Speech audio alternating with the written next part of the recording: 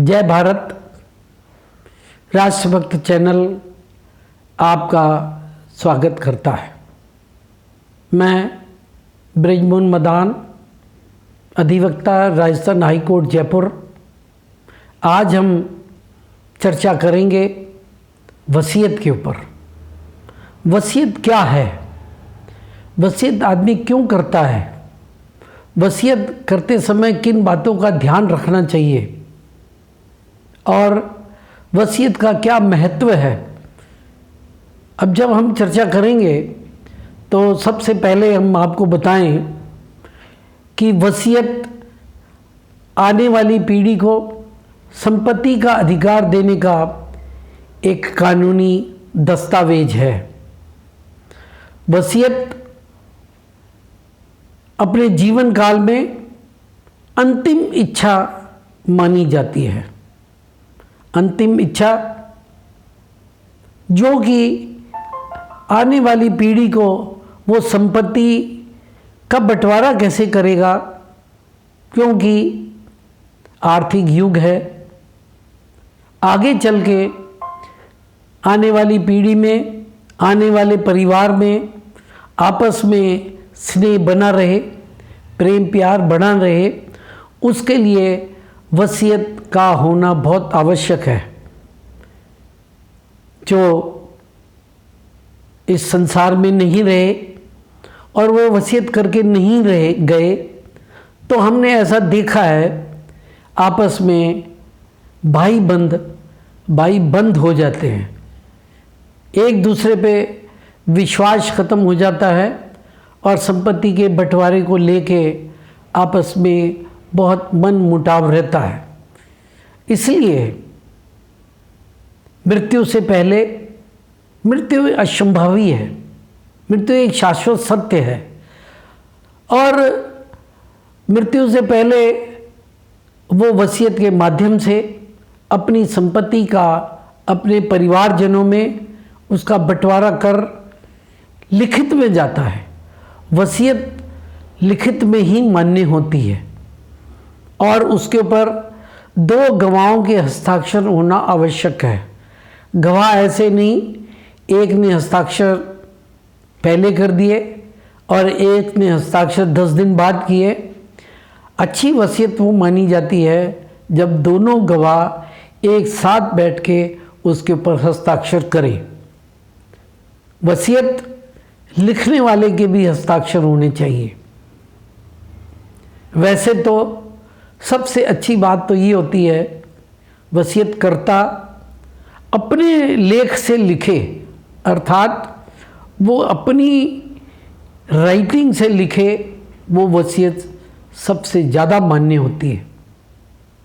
उस पर notary public के हस्ताक्षर होना या रजिस्टर्ड होना आवश्यक नहीं है, लेकिन अगर नोटरी पब्लिक या रजिस्टर उसका करवा दिया जाए तो उसकी आम लोगों में उसकी मान्यता बढ़ जाती है। कानूनन रूप से तो हम ये देखें, चाहे वो हस्ताक्षर हो या ना हो तो भी वो मान्य होती है। अब प्रश्न ये उठता है कि वसीयत कौन सी संपत्ति का कर सकता है? संपत्ति दो तरह की होती है। एक संपत्ति जो पूर्वजों से मिलती है, एक संपत्ति जो अपने जीवन काल में अपनी मेहनत से अर्जित की जाती है। पूर्वजों से मिली संपत्ति का बंटवारा परिवार में करना आवश्यक होता है। अंतिम इच्छा भी उसकी लागू नहीं होती, क्योंकि बराबर बराबर उसका बंटवारा करना ही पड़ता है। स्वयं की अर्जित जो संपत्ति होती है उसमें व्यक्ति की इच्छा होती है कि वो किसको कितना हिस्सा देता है, किसको किसका कितना हिस्सा नहीं देता। कई ऐसे होते हैं कि परिवार के 2-3 पुत्र होते हैं, 2 पुत्र माता पिता की सेवा नहीं करते, एक पुत्र माता पिता की सेवा करता है, उसके साथ उसका लगाव होना आवश्यक है, क्योंकि उसके निकट रहता है, उसकी सेवा करता है। तो ऐसे में स्वयं अर्जित संपत्ति का वो अपने उस पुत्र को उसका हिस्सा ज़्यादा दे सकता है। एक संपत्ति और होती है,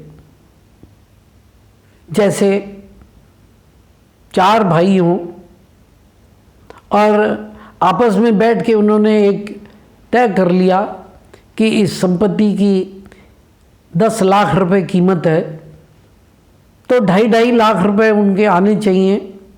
तो उसमें से परिवार का एक सदस्य तीनों भाइयों को 2.5 लाख रुपए दे देता है और वे संपत्ति का मालिक बन जाता है, क्योंकि वसीयत में ये लिखा है कि 4 भाई ये आपस में बांटेंगे। ऐसे में वो उसकी 3/4 जो उसने अपने भाइयों को 2.5 लाख रुपए दिया है, वो उसकी स्वयं अर्जित संपत्ति हो गई।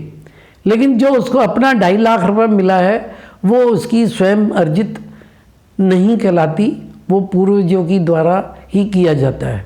उसको वो आगे अगर कहीं और भी उसका बंटवारा करना चाहे तो वो पूर्वजों से मिली हुई उसमें वो मनमानी नहीं कर सकता। वसीयत करते समय वसीयत लिखने वाले को स्वस्थ चित्त का होना चाहिए, किसी नशे में नहीं लिखी होनी चाहिए। जब तक वो स्वस्थ चित्त नहीं है, ऐसा नहीं है कि वो मृत्युशैया पे है, वो किसी को पहचानता नहीं और किसी से उसने वसीयत लिखवा ली और उसमें ये लिखा गया कि वो मृत्युशैया पे है, वो वसीयत मान्य नहीं होती। अब एक प्रश्न और उठता है, सन 2005 के बाद पूर्वजों की संपत्ति में जहाँ पुत्रों का अधिकार होता है, वहाँ कानून ने पुत्रियों को भी बराबर का अधिकार दिया है। लेकिन ये हम देखते हैं कि जब आदमी अपनी पुत्रियों का शादी करता है तो शादी में वो दहेज देता है। दहेज को जैसे जैसे सरकार ने ख़त्म करने की कोशिश की, वैसे वैसे दहेज की प्रथा बढ़ गई। पहले अगर कोई शादी में कोई साइकिल देता था तो वो बहुत बड़ा आदमी माना जाता था कि दहेज में साइकिल दी है, दहेज में घड़ी दी है। आज अगर छोटी कार भी दी जाए तो उसको भी वो दहेज लेने वाला अपने को अपराधित मानता है। आजकल की कार भी ऐसी चाहिए जो 10 लाख की हो, 20 लाख की हो, 5 लाख की कार तो पसंद ही नहीं आती। मेरे ये यहाँ उदाहरण देने का तात्पर्य ये है कि बेटी दहेज के माध्यम से एक तरह का उस संपत्ति का हिस्सा ले लेती है, फिर भी कानूनन रूप से बेटियों का अधिकार होता है।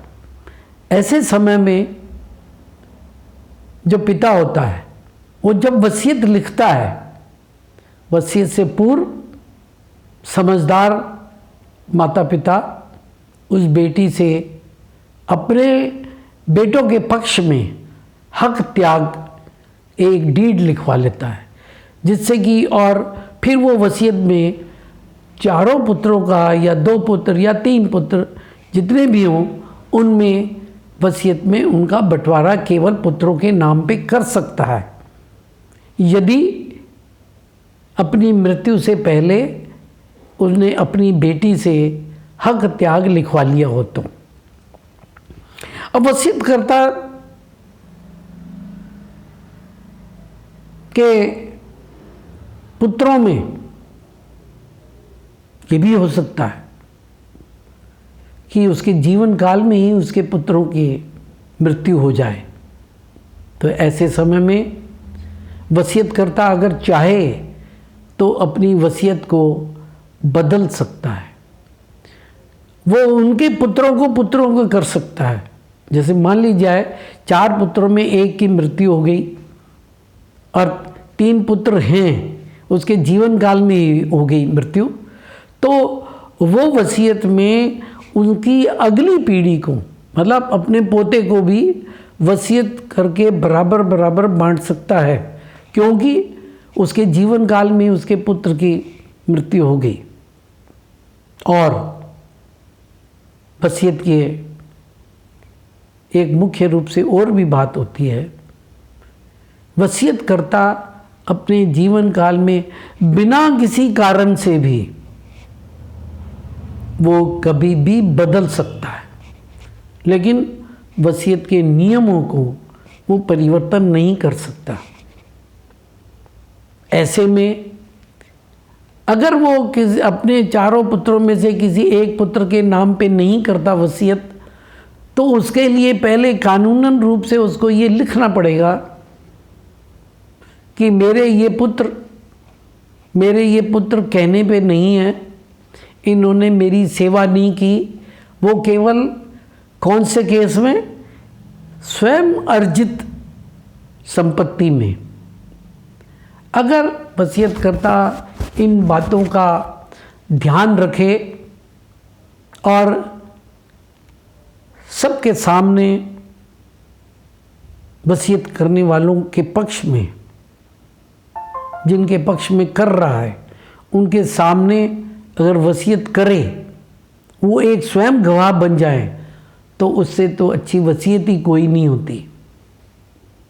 आज हम इस चर्चा से ये विचार करना चाहिए कि हम कोई भी ऐसा काम करके न जाएं जिसके आने वाली पीढ़ियों में कोई मन मुटाव हो, और उसके लिए सबसे अच्छा है कि वो कानूनन रूप से सहरदार से उसको बिठा के और अपनी वसीयत लिख के जाए, ताकि परिवार में आपस में प्रेम बना रहे।